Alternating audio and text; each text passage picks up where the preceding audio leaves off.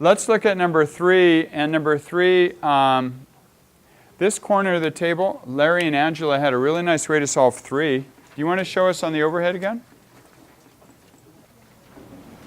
Initially, when I first read this, I automatically thought 10 out of 8, just automatically, just because it came like that. It came like that, right? And then the same with 8 out of 6. But then when I got down to the problem, when I started listening to members of my table, I thought, okay, the question isn't focused so much on the sweetness of the mixture, but the sourness of it.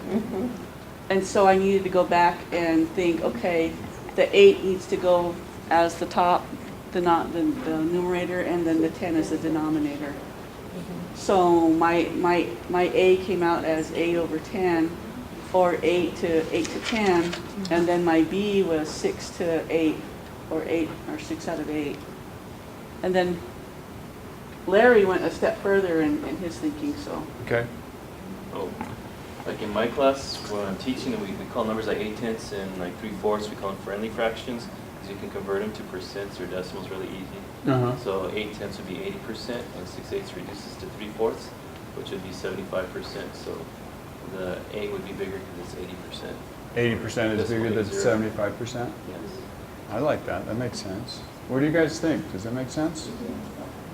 What about this setup, though? I'm not understanding why it couldn't be 10/8 in.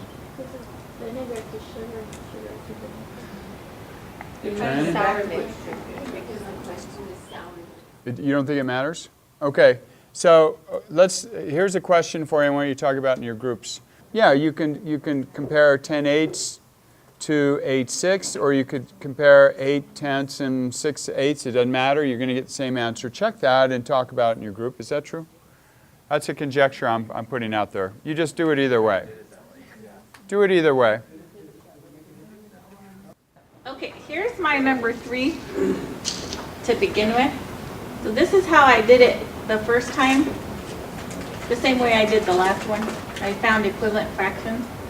So what I did is I just did the opposite. I did 10/8 and 8/6 and found equivalent fractions. And it shows that this one right here is larger. Which one is that one again? This one. Bowl B. 8/6? Yes, Bowl this B? is 8/6. Is that 64/48? 64/48, and this is 60/48. Like that then. So we said it does matter which way you put the.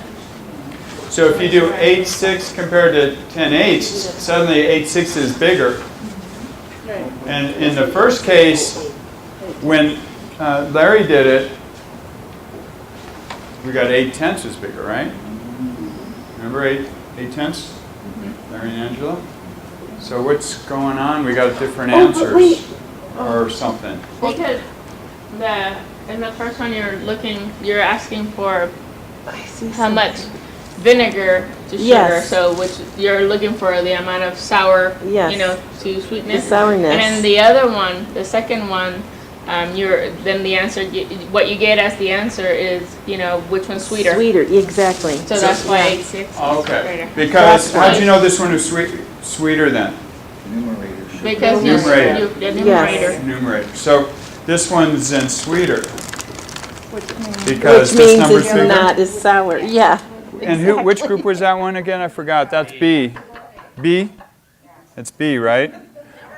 This tells us that A is more sour then. So then, the thing about it is that as students, and if you say, the greater one is B, Yeah. then they're going to come up, it's the wrong answer for that question.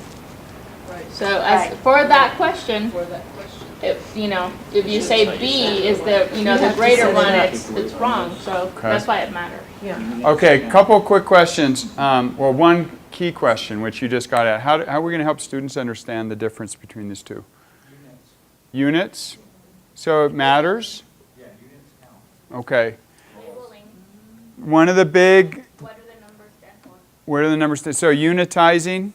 One of the things in fractions that we need to notice is units matter. So when we start talking about ratios, You guys saw this using ratios, by the way. You didn't use part whole. Units really matter. Maybe we should just note that and star it in our notes. Ratios, when we use ratios, units really matter. So we need to really hammer away with units. We need to keep track of them. The science teachers in here probably will love you for doing that. Just like with variables, we have to make sure we put numbers to the variables so Yeah. that they make sense for kids. It's important with ratios and fractions to give, names to them, add nouns to them so that the kids can make sense and keep track of what they're doing. Let's think about it as a rate, okay? Remember we talked about rates earlier. Rates are something that are something that we can basically take from ratios. This is a rate idea. I mean, vinegar to sugar, see the rate? Vinegary, the more vinegar to sugar. It's like speed, man. The faster we're going, right? Per hour, 75 miles an hour is a lot faster than 20 miles an hour.